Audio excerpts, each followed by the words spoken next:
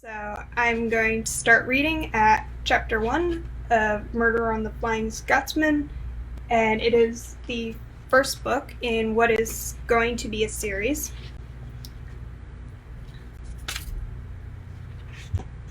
Chapter 1. And it's set in 1910, so just putting that out there. Lady Theodora Prescott-Pryce crossed the platform of King's Cross Station as the trains rolled in, with puffs of steam and smoke. Her bags had already been loaded, but she didn't want to get on the train before she had to. She would be trapped for 9 hours from London with the same dull people through this, though her sacrifice was worth it to see her cousins in Scotland.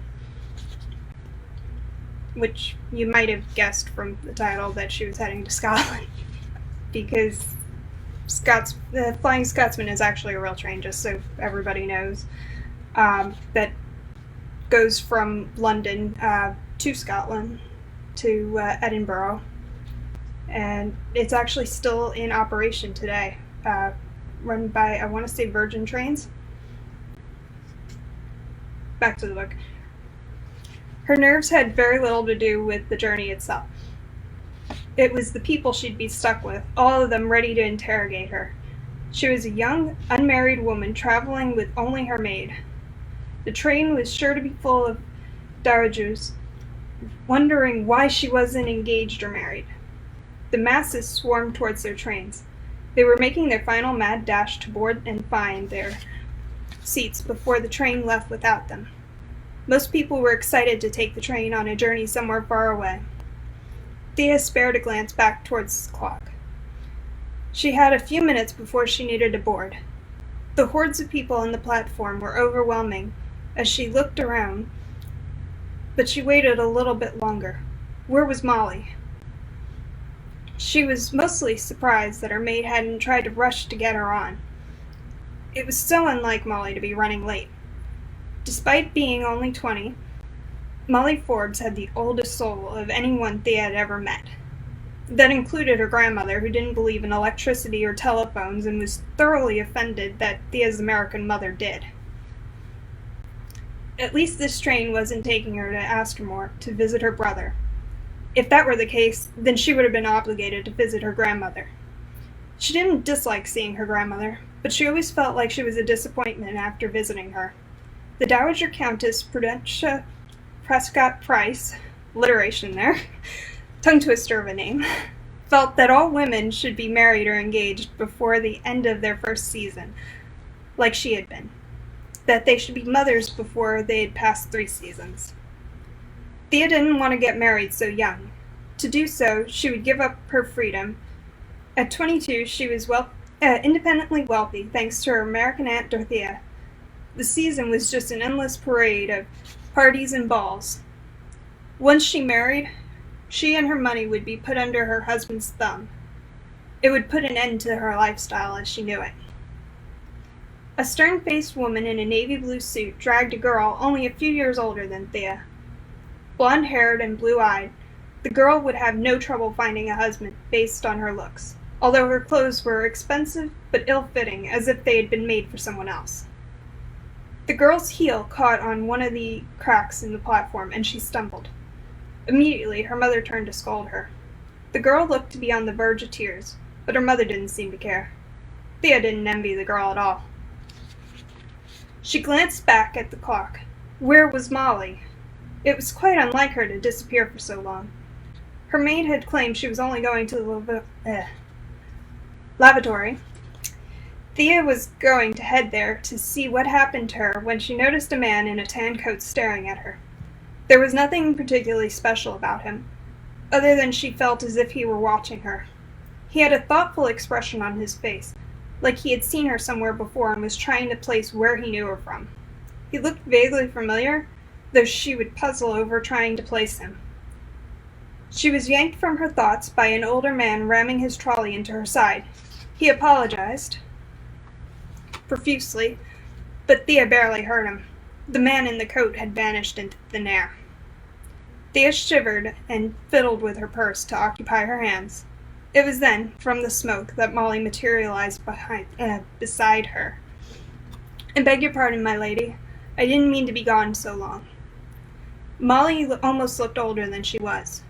She had her long brown hair tied back into a tight I can never pronounce this word correctly. Chignon. Basically, it's like a bun in the back of your hair, but it's kind of fancier than that for anybody who doesn't know. And it's actually a really pretty hairstyle, but that was how people wore it back then to try to hold up the hats. She wore a dark gray walking suit, one of Thea's cast-offs. It was an older style, but Molly wore it rather well. The boots were her own, just plain black, no frills. Thea studied her maid. Her eyes were red-rimmed, and she kept looking over her shoulder, eyes darting nervously around the station. Something or someone had upset her. "Please, my lady, please, we need to get going," Molly begged, throwing an anxious look behind her in the direction of the clock. Thea nodded. The conductor was a short, portly man with an overwaxed mustache. Molly followed half a step behind, as if she was expecting to have to push Thea onto the train. Thea could barely keep from rolling her eyes at her maid. He took their tickets, smiling at both of them as they boarded the car which contained their compartment. Crowds made traveling difficult for her. Thea wasn't sure why, but being under the eyes of so many judgmental people always made her nervous. Traveling by train would not be so bad if it weren't for the forced interactions between other passengers at any time she left the compartment. She almost dreaded going to dine, since the restaurant car always seemed filled with the same busybodies. After 3 unsuccessful seasons, she would have thought she would have been used to it, but it felt like they were waiting for her to make a mistake. Passengers shuffled through the tight corridor. Once they reached her compartment, Thea collapsed onto the bench. She always loved being in the more public cars when she had traveled as a child. Now that she had grown and was an unmarried, mostly unchaperoned woman, the disapproving glares from the matrons had her cowering away in her compartment. She reached up and pulled the pin from her hat, sighing in relief as the heavy weight was removed from her head. Instantly, Molly rushed to take it from her hands. Thea opened the buttons on her jacket, and despite her corset, she felt as if she could actually breathe again. The trains whistled loudly, and the shrill noise pierced the air before the car jolted forward. The view outside the window shifted, and the train pulled from the station. The wheels clicked on the track. Steam surged up, obscuring her view. "Shall I get you some water, my lady?" Molly asked softly, offering a small smile. "No, thank you," Thea replied gratefully. She shrugged off her jacket, laying it on the seat beside her. Molly was ruffling through her travel bag. She pulled out Thea's worn copy of A Study in Scarlet and opened the bag. Thea smiled and shook her head as the maid buried her nose in the book. She wouldn't be surprised if the girl had brought as many books as she could fit into her satchel. Still, Thea found it funny how Molly disliked violence, but loved to read books about murder. Rather than read like Molly, she turned back to the window and watched as London began to pass by. Motor cars drove beside the horse-drawn carriages on the cramped London streets. People from all walks of life rushed to and fro. Soot-covered children in tattered rags ran down the cobbled streets. Women in their suffragette uniforms marched, their banners proudly displayed in protest. Stuffy businessmen watched the suffragettes with sneers on their faces. Or so she imagined, since she was too far to see them clearly. As the city moved outside her view, Thea's thoughts began to drift and fade away. She leaned her head against the wall beside the window. The world passed as the train rocked gently. The constant clacking of the wheels on the track made her eyelids grow heavy. So that's the end of chapter 1. I'm going to actually go into chapter 2. Chapter 2. The scraping of the compartment door pulled Thea from her fitful sleep. She thought she heard the door latch shut, and Molly's boots hit the floor. "Daniel!" Molly exclaimed. Thea's brow furrowed. but she forced herself not to open her eyes. To the best of her knowledge, Molly didn't know any men named Daniel. "What are you doing here? You can't be here. Not now." "I need to see you. It's important." Daniel's voice was desperate. The rustle of clothing made Thea risk opening her eyes. Daniel was the man from the platform who had been wearing the trench coat. He swept Molly into his arms and kissed her soundly. Thea was sure she was dreaming. She had never seen two people kiss with so much passion, not outside her imagination. It was like watching Shakespeare performed it. It was so soft and gentle and all-consuming that she had to close her eyes because it felt as if her heart was being squeezed watching it. Molly was the one who pulled away, but Daniel kept stroking her cheek. It was like he needed to reassure himself that she was still there. His eyes were fixed on her, like he feared she would disappear if he looked away. Thea had a clear view of Daniel's face. He had been the man who had been watching her at the station. He was tall and handsome, with dark blonde hair and bright eyes. He had removed the outer coat and was wearing a well-tailored suit. "Why are you here, Daniel?" Molly asked softly. "Please, Molly, I need your help." His voice trembled as he spoke. Thea had never heard a man sound like that before, almost terrified. "You need to go." Thea squeezed her eyes shut as Molly started to turn around. "I need you to take this." There was a sound like paper crumpling in his hands as it rustled against the fabric of his jacket. Thea fought against the instinct to look. "Please go, Daniel, before she wakes up. I can't explain you being here. Just promise me you'll keep it safe for me until we reach Edinburgh. I'll explain everything there." Thea opened her eyes again. Daniel's hands were closed over Molly's as he pushed something, maybe an envelope, into her hands. She couldn't see Molly's expression from her angle, but she imagined the girl was eyeing him suspiciously. "What is it?" He shook his head. "Hopefully nothing important, but if anything happens to me, you'll need to give this to the police." "Is this gonna put me in danger?" He didn't answer for several minutes. "Daniel, are you in danger?" "I hope not, my love." He dipped his head to kiss Molly. The girl tilted her head up to meet his lips. He muttered something against her skin, burying his face in her neck. The whole sweet embrace was scandalous, and yet so very tender and sweet. There was something about the way she clung to him, almost unwilling to let him go, that lent an air of the tragedy to the whole affair. Then he pulled back and left her compartment as quickly as he could, without making too much noise. Molly started to turn around towards her, but Thea shut her eyes. She didn't know if she had just imagined the whole affair, or if it had really happened. I'm gonna get some water because I am dry. It is hot today. Make sure you're hydrating.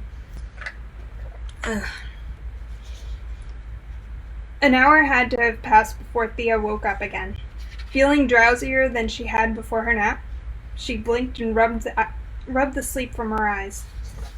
Molly was curled up on the opposite side, her nose shoved into the book. Looking at her, Thea would have never known that anything happened while she had been asleep. It was still bright outside, brighter than it had been before her nap. It seemed like the sun had risen to mid-sky. Thea straightened up. Instantly, Molly sat up. "Is there anything I can get for you, my lady?" Thea shook her head as she stood and stretched. She caught a glimpse at the book Molly was so immersed in. She was still reading the same Sherlock Holmes novel. Molly was obsessed with a good mystery. "I'm all right." She glanced at her wristwatch. It was just after 1. She yawned a little, lifting her head to cover her mouth. "I think I'll go for lunch. Have you eaten?" "Yes, my lady. The trolley came around a little bit ago. I had a sandwich." Molly motioned to the cold, half-eaten sandwich that had been discarded on the seat. Thea grimaced. From the pallor of Molly's complexion, Thea doubted the food tasted good. "Would you care to join me in the restaurant car for a real meal?" She knew Molly would decline. Molly always declined, since she felt it was improper for her as a maid to dine with her employer in the restaurant car. But Thea's American mother had not raised her as primly as someone more British might have, and so she had no qualms about asking Molly to eat with her, despite already knowing her response. Molly shook her head. "No, thank you, my lady, unless you want to join me. Unless you want me to join you, my lady." Thea shook her head slightly as she smiled. "No, stay, enjoy your book." She waited a moment until her maid relaxed into the seat and lifted the book back up to begin reading again. Thea exited the compartment and headed in the direction of the dining car. As she walked, she noticed a man coming towards her from the dining car. At first, she did not register his face, not until he brushed against him, their shoulders bumping. He turned and moved to the side to let her pass. It was Daniel, Molly's lover, she realized. "Excuse me, miss," Daniel said softly. She swallowed. It hadn't all been a dream. Up until that point, she hadn't been completely convinced otherwise. He seemed to be pretending not to know who she was. Perhaps he didn't know her. She thought she imagined the whole thing, but a small flicker of recognition in his eyes told her otherwise.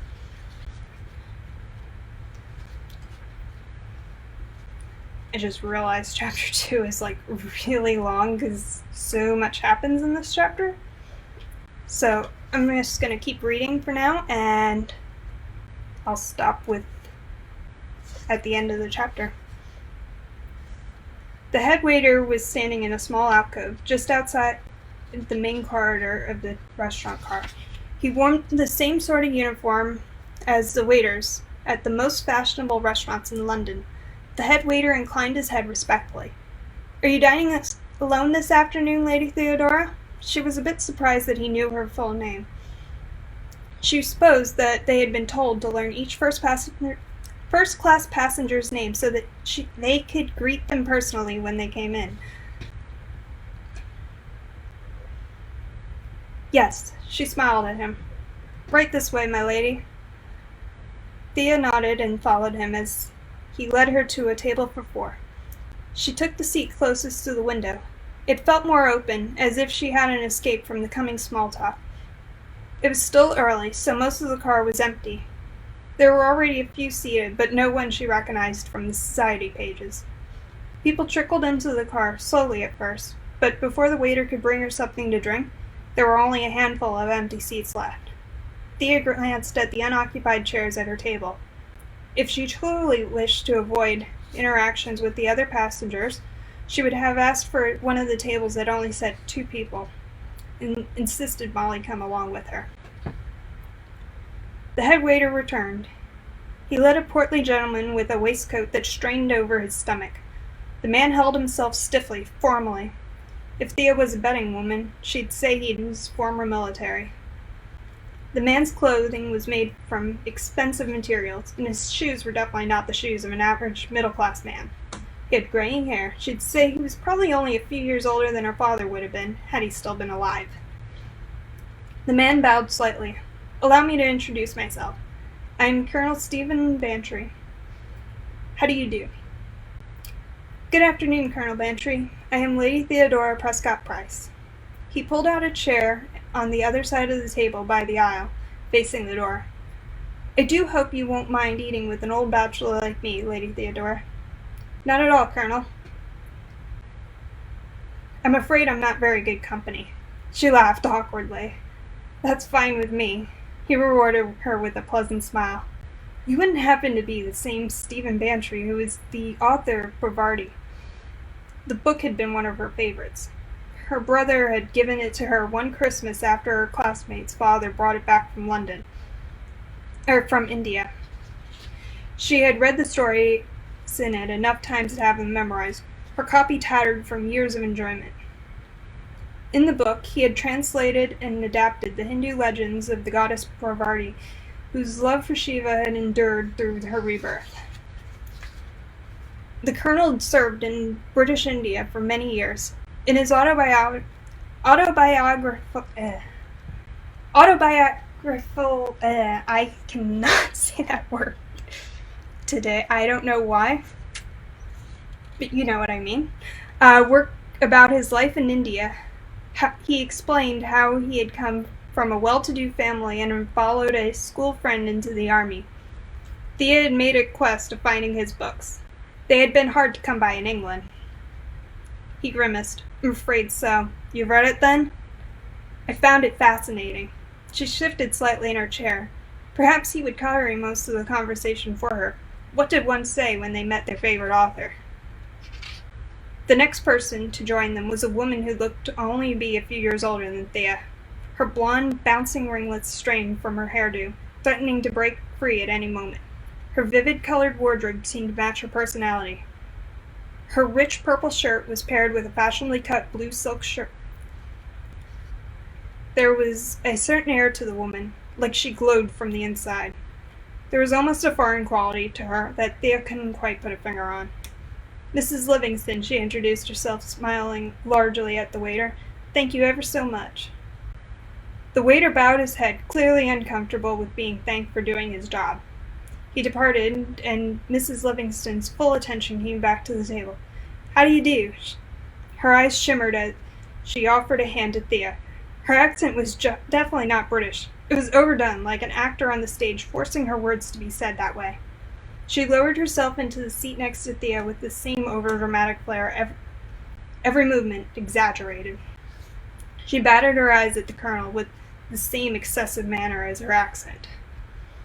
The colonel introduced them both to Mrs. Livingston before he leaned forward. I couldn't help but notice your unusual accent. Where are you from, Mrs. Livingston? Please, do call me Wilhelmina. Mrs. Livingston is so stiff. She shuddered. I'm from Texas. My daddy is an oil man. When I was marrying age, my mama packed us on up and brought me over here.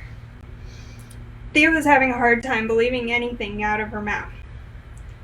Her story seemed too rehearsed, just like her accent. It felt scripted, like Mrs. Livingston was just an actress, just like everything else about her. The colonel smiled and nodded, but otherwise didn't comment. He clearly didn't believe her either. It was strange to think of her as an American. Growing up, Thea had always thought of Americans as the quiet types like her mother or uncle or cousins. Her aunt hadn't been as restrained as her siblings, but since she also raced automobiles, Thea never thought Dorothea to be like anyone else. She knew that they couldn't have been the case for the entire country, because a quiet country did not start a war over every little scene. It seemed like any time she received a letter from her American cousins, their country was off to fight something new, which is kind of ironic because the British also did the same thing. And they were actually at war around this time too, so her commentary is rather biased, which I found fun because she also thinks that the entire country all has that upper class mid-Atlantic accent that her mother would have had at this time, because she would have gone to like a special school for high-end upper class women, and I believe there was a couple in Connecticut. So she would kind of think of that sort of accent as being American, and this woman does not have an American accent, or that her version of an American accent. But she also does not have what is a Texas accent. She's just making up whatever. Perhaps her mother had learned to be more British. It seemed like the likely opinion. She certainly didn't act like the over-liberated Mrs. Livingston. Thea stayed silent as usual. She hardly felt the need to improve the silence with unnecessary small talk. Mrs. Livingston clearly disagreed with her. Well, aren't y'all just a talkative bunch, she said. Thea sighed and turned to the woman, picking the one topic that usually shut up the mouths of women so clearly looking for a lover outside their marriage. She had gathered a lot of experience in doing just that, usually when they would question why she was still unmarried. So will your husband be joining us for lunch? It seemed that Mrs. Livingston was the one person in the entire world that this was untested on. as the method quickly proved itself untrue. Mr. Livingston had some business to attend to in London still. Such a shame that he'll be missing out. He'll be traveling up in a few days. These big house parties are to die for. She smiled charmingly at the colonel, who acted as if he was oblivious to her, smiling and nodding just so. Mrs. Livingston deflated when she saw that he wasn't taking her bait to start a conversation. Thea supposed that it couldn't be any fun trying to have a one-sided conversation, but she made no effort to join the discussion. Besides, she highly doubted the other woman's dejected mood would last for long. The rest of the car was filling up. Thea wondered about the next person that the head waiter would bring over. Would they be reserved like the colonel, or loud and outspoken like Mrs. Livingston? She was hoping for someone more like the colonel. She didn't think she could survive lunch with two people like Mrs. Livingston, both working in tandem to drive her into insanity. Which I'm sure we all can feel that now, having been in social isolation for several weeks probably at this point. If you're stuck with somebody talkative or somebody who's really quiet and your two personalities are clashing, I'm sure you can understand where Thea is coming from at this point. The idea of being trapped with somebody so opposite. To Thea's pleasant surprise, the head waiter led a young man, younger than Colonel Bantry, but older than Mrs. Livingston, to the table.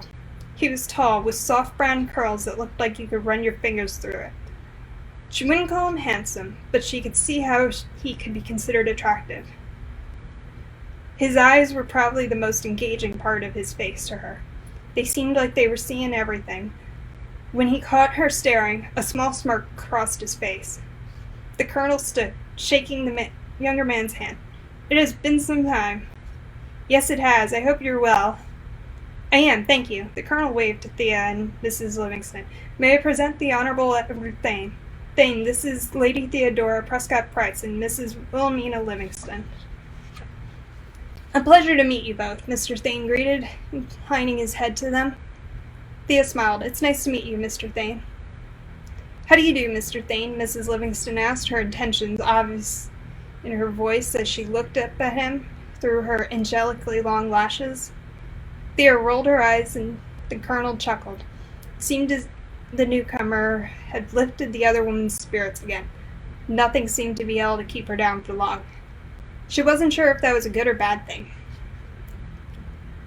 "How do you do, Mrs. Livingston?" Mr. Thane took a seat next to the colonel, the only free one at the table. "Are you by chance related to Francis Livingston?" Mrs. Livingston's smile faded away. "He's my brother-in-law." He eyed her. "So you must be that American Francis' older brother Ernest married." "Yes," Mrs. Livingston said stiffly. "I'm sorry to have missed the wedding. I was unavailable that weekend." "That's quite all right." Wilhelmina forced a smile but quieted. Mr. Thane smiled at the rest of them as the waiter brought over drinks in the first course. Thea felt a little warm inside as his gaze turned on her, and she had drunk a little too much champagne a little too fast.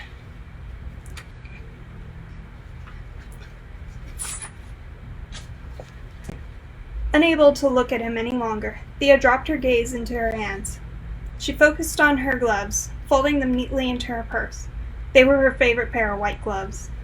"So what brings y'all on up to Scotland?" Mrs. Livingston had presented the question to the table, but it was spoken directly to Mr. Thane. Like the colonel, the younger man appeared to be oblivious or immune to her charms, preferring to watch the rest of the car rather than their table. Thea bit her tongue. She wished Molly was eating with her. It was a shame, since Molly made for very good company. Most of the time, her maid seemed far better suited for high society than Thea. Thea had often wondered if she could get away with switching places with the maid to rid herself of social obligations. Perhaps life would have been easier if she was outgoing like Mrs. Livingston. She seemed to make friends easily. The woman certainly didn't care what people thought about her. She was larger than life. Mrs. Livingston made Thea's small acts of childhood rebellion look mild. She wondered what it would feel like, if it would be freeing. She hated the trivialness of the socially acceptable meal topics, or worse yet, that they even had to converse over their food at all. Somehow talking through her meals always seemed like a way to take her appetite. It appeared that this was not the case for Mrs. Livingston. Yeah, thank you everybody, and make sure you check out my page and subscribe to my newsletter if you liked it and want to hear more. And check out Writer's Atelier, who put this whole thing on. Thanks for watching.